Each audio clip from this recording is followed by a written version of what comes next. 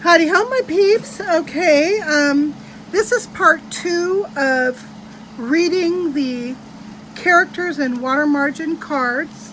In part 1, we covered the meanings of the cards as I found them on this very old piece of paper. There's a couple interesting things someone pointed out. The Ace and the Two of Hearts both have the same meaning and introduction. And then there's another place where the same meaning is shown twice. I think it's an enemy. An enemy is shown twice in the suit of spades. It's shown as in the Jack position and in the 7. You can change that if you want. I'm not going to. This is how this came to me, and I'm going to leave it exactly the way it is. But feel free to change it if you want to. Okay, so when reading my cards, of course, the first thing I do is I shuffle them. And when while I shuffle, I think about whoever it is that I want to read for. And I just, I'll talk about them to you guys, who I'm going to be reading for and why. And I'll just continue to shuffle these cards to kind of set them up for the energy transfer.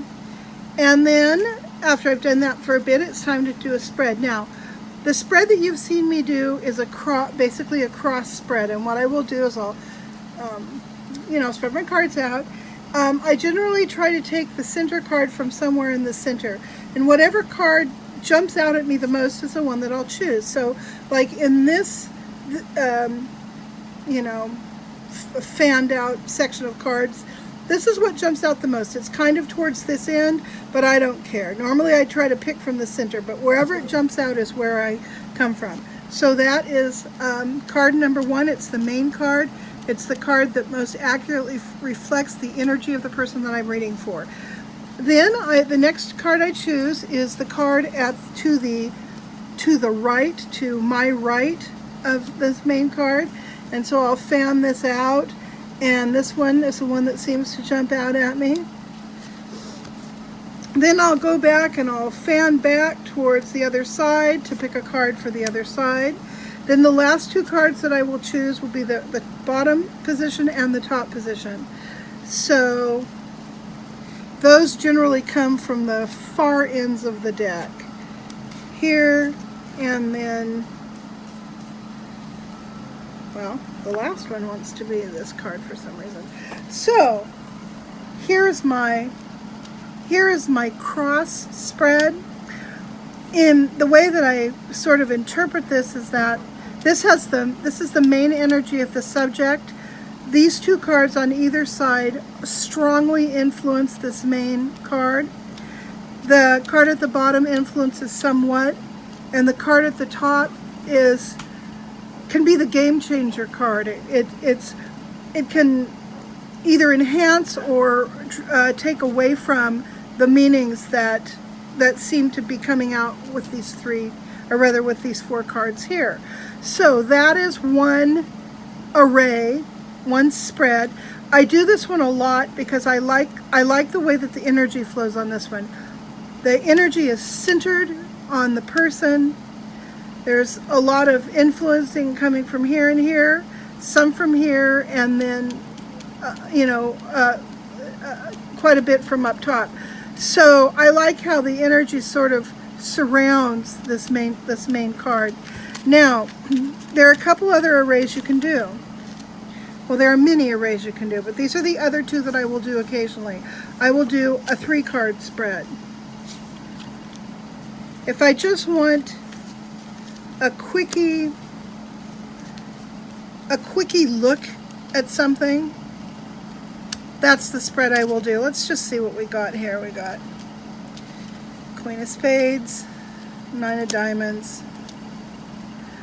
and the 8 of Clubs. Now, since I'm not reading for anybody, what these mean doesn't really matter. But one thing that I'm beginning to become aware of is that when I do a spread that's in a line like this, either 3 or 5 cards, the colors start to matter. And the way I'm beginning to understand it is that if there are more dark colors to the right, then that casts a bit of a negative over the reading.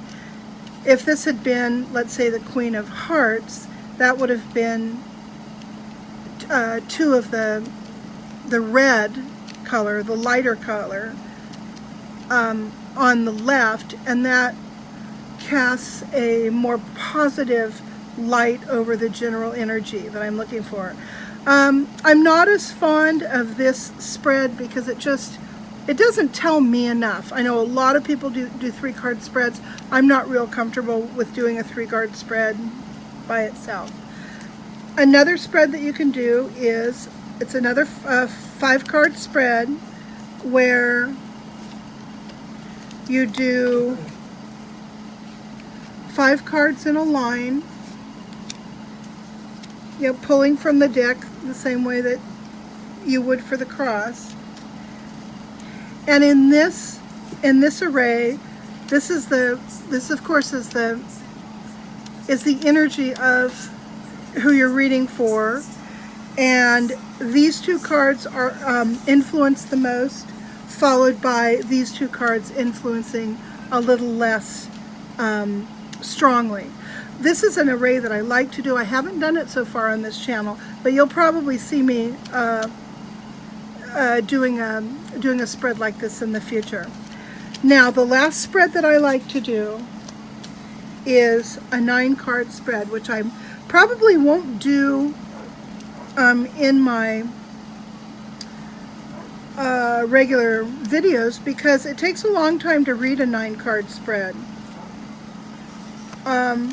It starts just like the 5-card, but now you add in, going clockwise around the deck, that's how I choose, you add in your corner cards. There, here, and here. Now, when you have an array like when I have an array like this takes a while to read. Again, the center card is the person's main energy. These 4 cards here influence that energy more strongly, followed by these 4 cards on the outside that influence the energy with a little less strength. So an array like this can be really fun to read, but it can also take, it can take a while. You really have to think about it and kind of be open to what the array might be telling you. So this is one I would do if, let's say I were at let's say I were doing card reading at an event or something. This would be like the $20 spread. If you want me to do a 9-card array, I'd do the 9 cards for $20, and I would do a 5-card array for 10, something like that. I mean, if you can translate a spread of cards into money, that's how I would translate it. Although I don't,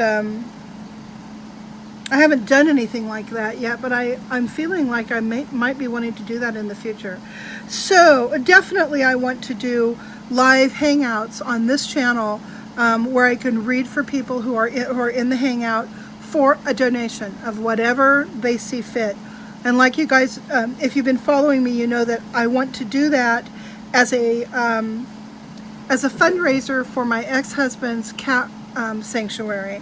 I want to take you guys through the cat sanctuary on video too. I really want you to see what he's done with his house, because his house doesn't, people don't live in a house like this. This house is designed and decorated and furnished for cats, just for cats.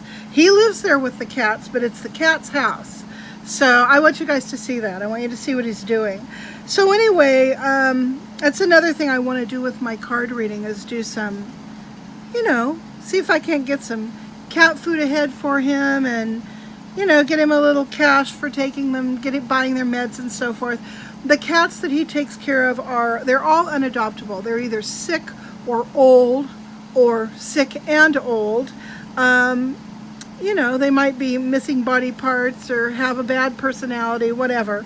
He's just really got a heart for cats. So that's why I'm trying to get to 1,000 subscribers on this particular channel, because once I get to 1,000, then I can start doing the live hangouts. So anyhow, that's the story. That's how I do my arrays. And you know, like I said, I'm still learning how to do all of this. So thanks for following along with me, you guys, and I will see you later. Bye bye.